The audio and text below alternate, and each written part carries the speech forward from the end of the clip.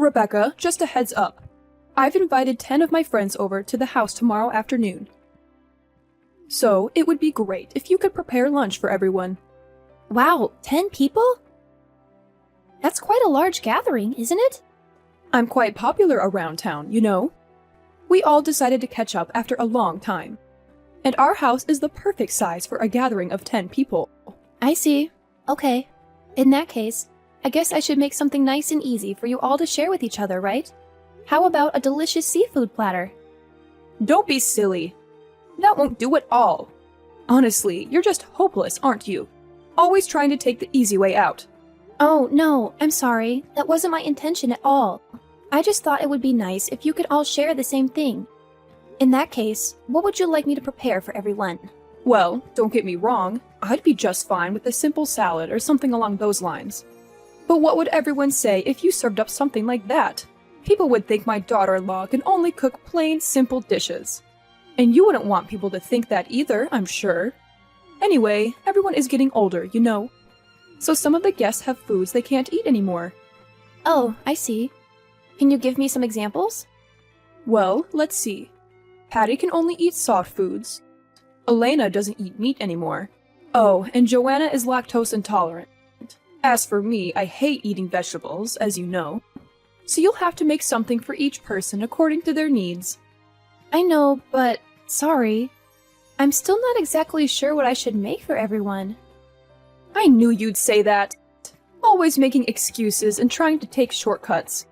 Lucky for you, I'm a kind person, so I took the time to ask everyone what they want. I have a list with everything written down about what you're going to make for each person. Take a look at it and make the dishes accordingly. Wait a minute. Does that mean I'll be making a different dish for everyone attending? Yes, of course. 10 completely different dishes? That's a lot of work. There you go again, trying to get out of doing basic chores. Honestly, just how lazy can you possibly be? Just because Manuel is away on a business trip doesn't mean you can get away with cutting corners. I'm not trying to cut corners, really. But you're just asking so much of me, and it's hard to keep up. I'm not asking for too much. You're just incompetent. When will you learn that? And that reminds me, once you get back from the supermarket, I want you to redo all the cleaning in the house. All of it? Why? I cleaned the whole house twice since this morning. It's no good at all. Do it over from the beginning. Good grief, why is it that everything you attempt to do fails so completely? I swear, I've never met anyone so useless in all my life. You have no parents, so you were really never disciplined properly. That's why I have to teach you everything from scratch. I'm sorry. I don't want to cause a nuisance. And are you done shopping yet? What on earth is taking you so long? You still have a million things to do when you get home. But the supermarket is also quite a long distance walk from the house, and it's the middle of summer. Well, you'll just have to run then. It's just that I thought I'd keep the shopping light today since I can't use the car. But you asked me to buy a lot of stuff for tomorrow, and now all my shopping bags are completely full. I don't think I'll be able to run home carrying this many bags. Figure something out! You are beyond useless. Don't forget, I am your mother-in-law. My word is absolute. If you come home with any items missing from the list, I'll send you right back outside into the heat to go and get it. Have you got that? I already double-checked that I have everything. I don't trust you. It seems that no matter what you do, it's never up to my standards. But I'm doing my absolute best. Well, your best just isn't enough then. Oh, my poor Manuel. He deserves so much better. Why did he end up with a woman like you? I'll never know. He should have been more careful when it came to choosing a wife. Marriage is not a humanitarian endeavor. Come to think of it, he's been obsessed with volunteering at places and giving to charities since he started attending university. It seems to me that even his marriage has become an extension of that behavior. I don't think that's the case, Brooklyn. Of course it is. Are you trying to say I'm wrong about this? Insolent child. I know it's true. That's the only way to explain why he ended up marrying you of all people. But he is always so loving toward me. So? So what? You're like an abandoned puppy dog he's taking care of. I'm sure he just felt sorry for you. You knew that, and you took advantage of Manuel's kindness, didn't you? Admit it already. Of course I didn't. Manuel is the one who approached me and asked me to go out with him, and he proposed first as well. Is that so? Well, I only ever thought of you as a burden to this household. And as far as I'm concerned, it's a great misfortune that Manuel ever met you in the first place. But I'm being generous and letting you live here in our house anyway. I put up with you, so in return, you must obey everything that comes out of my mouth. Understood? Yes, I understand. Where on earth have you gone off to now? It's been an hour since you left the house. I just told you to do some simple shopping for me. Sorry about the delay. I started to feel sick, so I stopped to rest for a little bit. I'll get on the next bus to the supermarket when it arrives. Wait, you're not even at the supermarket yet? No, not yet. Honestly, what is wrong with you? I really do feel sick, that's all.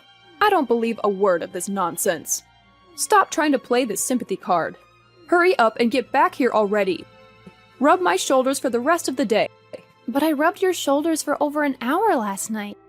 You have weak hands, so it made no difference at all. But you were fast asleep toward the end. I was just pretending to sleep in order to get you to go away without hurting your feelings. But you were even snoring and everything. I do not snore. How dare you accuse your mother-in-law of snoring? Well, perhaps I imagined it or something. Yes, you must have been drifting off yourself. Maybe I was.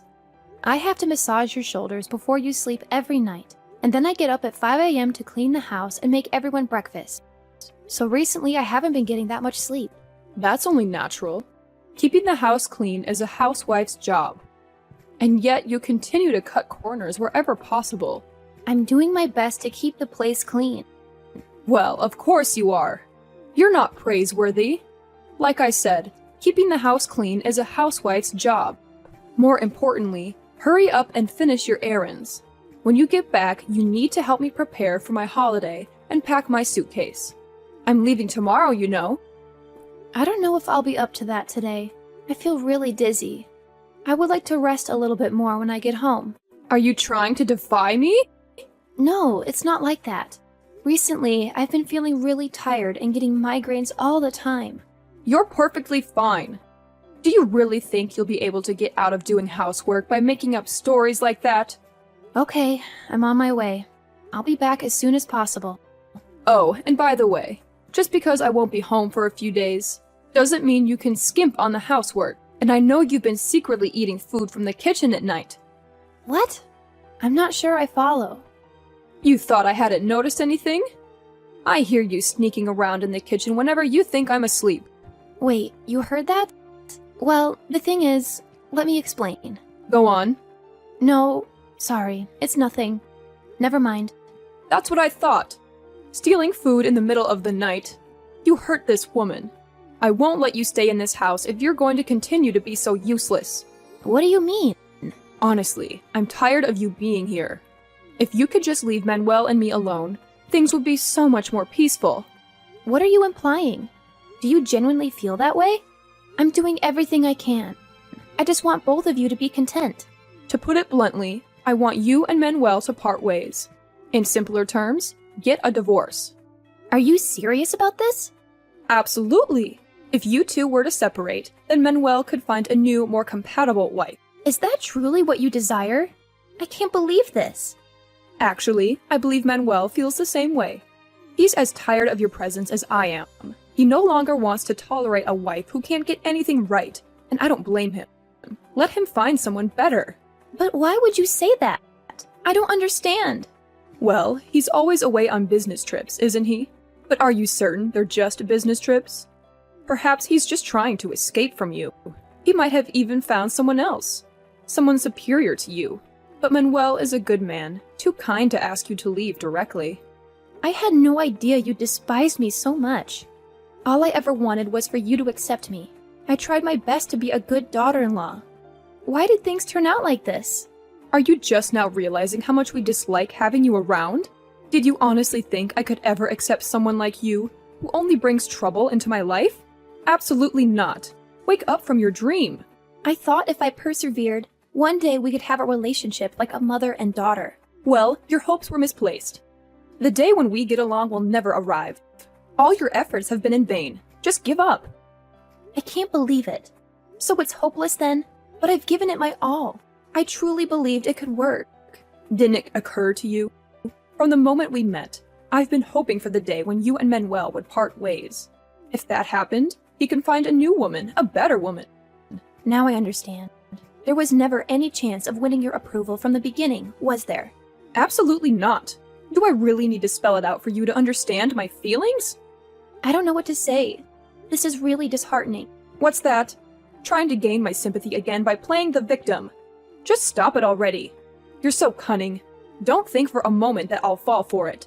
Is this how you won over Manuel? That's not my intention. I just feel like all my energy has been drained and there's nothing left inside me. It feels like no matter what I do, it's never enough, isn't it? I don't know why I keep trying. So now you finally understand that the problem lies with you. At least now you know how I truly feel about you. You're nothing more than a maid in this house. Do you understand? A maid? Is that all? That's all. More importantly, you're still not back yet? Hurry up and finish shopping and come home. If you're not back in an hour, I'll have you thrown out of the house for real this time. I don't need a housekeeper who can't do anything right. Okay, I'm on my way. Rebecca, where have you been? Why aren't you answering your phone? You're out enjoying yourself instead of taking care of the house as you should. You think you can neglect your duties? I'm hungry, you know. Prepare some lunch. Prepare it yourself. Finally, there you are. What took you so long? And what did you just say to me? Prepare it myself? How dare you speak to your mother-in-law like that? Oh, I know exactly who I'm speaking to, and I don't care. I can express my thoughts freely. What's gotten into you? Where is this sudden defiance coming from? What are you gonna do about it, huh? I warned you. I'll have you evicted from the house. I have the power to do so. Don't test my patience. Ooh, how terrifying. You'll have me evicted? You really think you have the authority to do that to me? What? How could you speak to me like that? Remember, I am Manuel's mother. I can treat you however I see fit, and you don't get a say in it. I've told you time and again, I hold all the power in this house, and you must respect my words. Understood? The truth comes out at last. You're nothing but a crazy degenerate. I'm not out of my mind. My head feels like it's about to burst with rage. But apart from that, I'm perfectly sane. If anything, I'm seeing things more clearly than I have in a long time. I finally understood what you've been doing to Rebecca all along.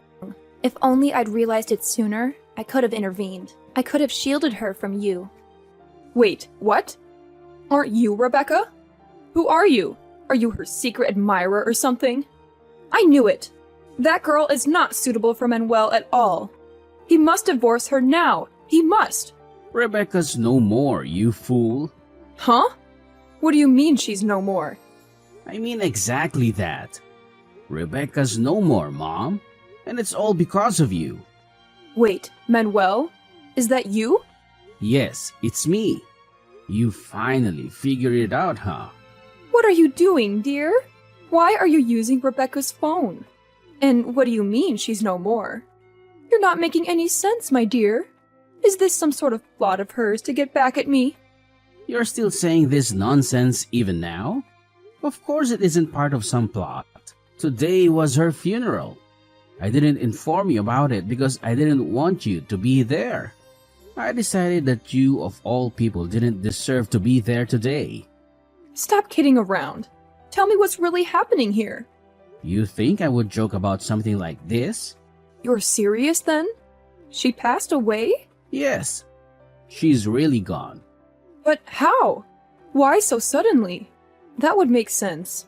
She's always daydreaming after all, never aware of her surroundings. She must have wandered onto the road in a daze or something. Enough! You're still belittling her even now. Don't you understand the gravity of the situation? And as I said before, it's all your fault. My fault? I didn't do anything. I've been on vacation all week. I couldn't have done anything to her even if I wanted to. The doctors told me she collapsed from exhaustion. I rushed back from my business trip, but by the time I got to the hospital, she was barely breathing. Well, that hardly has anything to do with me now, does it? But anyway, aren't you relieved? What? How could I be relieved? I mean, now that she's finally gone, you can get a new wife. You're joking, right? You can't be seriously saying that at a time like this. Of course I'm serious. That Rebecca. She was never a good match for you in the first place. Now you can find an educated, beautiful woman who will cook and clean and take care of the house the way a wife should. I can't believe this. You're even worse than I thought. I had no idea you were such a heartless person. Watch your language. You can't talk like that to your own mother. Like I care. After the funeral, I unlocked Rebecca's phone and read all the messages between the two of you. I couldn't believe what I was seeing. I don't understand. What's the problem? You worked her tirelessly every day from dawn till dusk. She barely had time to sleep. Do you know that? Do you think anyone can survive living like that? It makes me sick to even call you my mother. Hold on. There seems to be some confusion here. I haven't done anything wrong. Really? You can't possibly believe that. Then how do you explain all those messages you exchanged? It was just a joke. It was an inside joke between us. We often joked like this, but it was never meant to be taken seriously. Do you really expect me to believe that, Mom? I'm not naive. Rebecca is no longer here. Don't you understand that? She was so full of life when I left for my business trip. What happened? You must have overworked her. I didn't do anything wrong. I was just teaching her how to behave as a wife. It was nothing more than that. You have to believe me. Stop lying. I've had enough of your lies, Mom. She always reassured me she was fine, and I believed her like a fool. But now I see she was just trying to be strong for me. She didn't want me to worry about her. That's not how it was. I didn't do anything wrong. Are you still saying that now, when she's 6 feet under? Well, it's the truth. When we were at the hospital, do you know what Rebecca said to me in her last moments? How would I know? She probably complained about me, right? Always playing the victim, that girl. You're beyond redemption. Holding my hand, she apologized. She said, I'm sorry I couldn't get along with your mother. I'm sorry I couldn't be the daughter-in-law she wanted. She said that? That's not all. Before my business trip, I asked if she wanted to join me and see the sights. Do you know what she said? She declined because she didn't want to leave you alone at home. Really? Did she worry about me that much?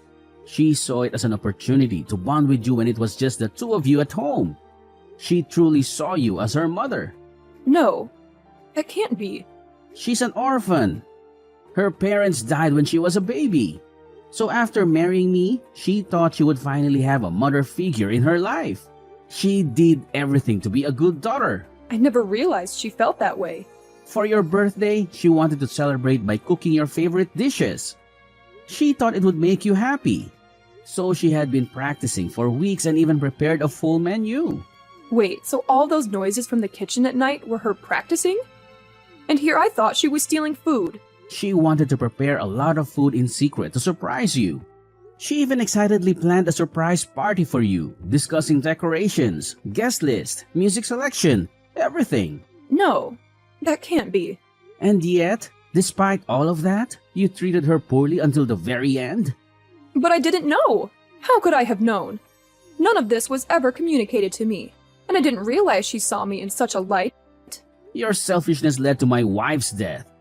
I will never forgive you for this. I'm sorry, Manuel. Please, don't say that. I didn't intend for any of this to happen. You must understand. It's too late for apologies. Even if you beg for forgiveness 1,000 times, it won't bring Rebecca back. I admit my mistake. I shouldn't have said or done those things. Please forgive me. Do you think an apology will fix everything? Wake up, Mom. My wife is dead because of you. Didn't you notice she was unwell? Even though you saw her every day? She even told you she wasn't feeling well. Why didn't you do something? I thought she was just trying to avoid housework. She wasn't making excuses. Are you out of your mind? She was trying to tell you she was sick, but you ignored her. And now it's too late for regrets. I can no longer consider you as my mother. What are you saying? I'm severing ties with you. Permanently. No, you can't mean that. But I'm your mother. Do you know what I went through to raise you? Does this mean you're not coming home? My boss has been offering me an overseas assignment for a while now. I kept refusing because Rebecca loved this town and we wanted to start a family here, near their grandmother. But now, there's no reason for me to stay here anymore. I'm leaving next week, and I don't know when or if I'll be back. You're just going to abandon me? How could you be so heartless? As I said before, I no longer consider you as my mother. Rebecca was the only family that mattered to me. Don't say that. What about me? Don't the past 30 years of my life mean anything to you? You wouldn't even exist if not for me. And besides, Rebecca is no longer here. It's just us now. Don't abandon your only living family member for someone who's no longer here. Enough! How dare you speak about Rebecca like that? And as I've said before, you're no longer my mother. My only regret is not cutting ties with you sooner. But we can still live together while cherishing her memory. We can hold another memorial service for her. We can even visit her grave together. Doesn't that sound nice? Enough already. I don't want to hear any more of this. Rebecca is gone. Even if you mourn for her now, it won't bring her back to life. I hope she haunts you for the rest of your days, damn it. Live whatever is left of your pathetic life apologizing to her. What? You think she might haunt me? Perhaps. If I were her, I certainly would. She would have had a lot of unresolved issues in this world, all thanks to you. Before moving on, she might want to settle scores with you. Or maybe she'll just appear at night, still hoping to build a relationship with you. After all, she never got to fulfill that wish. You can't be serious. You're just trying to frighten me now. Don't say such dreadful things to your own mother. My heart can't bear it. Anyway, I have to leave now. This is probably our last conversation. Don't leave yet, Manuel. And what about the house? Who will maintain it now? I can't manage it all by myself. I'm just a frail old woman now. You'll arrange for someone to help me out, right? Don't be ridiculous. I'm severing ties with you. Why should I arrange for a cleaner for you? I don't care who looks after you now or wherever you go or what you do. And by the way, the lease on the house ends at the end of the month, so you'll need to find a new place to live soon. What? You can't be serious. That only gives me a few weeks. Where am I supposed to go on such a short notice? That's not my problem. Find somewhere that will take in a bitter old woman like you. I couldn't care less. Go fend for yourself for all I care. Goodbye, forever. Wait, please. I don't have any money. I'm an old woman. I haven't worked in 30 years. What am I supposed to do if you leave? At least lend me some money to get by with. You have to help me. Help your poor old mother. Manuel, you can't abandon me. After that, I heard Brooklyn was kicked out of the house we used to live in by the new owners and had to flee to another state to go and stay at a distant relative's house. But once she told him about the situation with Rebecca, they turned her away and told her to never come back. Then she started working somewhere as a live-in housekeeper, cooking, cleaning, doing laundry, and babysitting. In fact, she is forced to work like a dog from first thing in the morning till late at night. She barely had time to sleep and she quickly lost a lot of weight.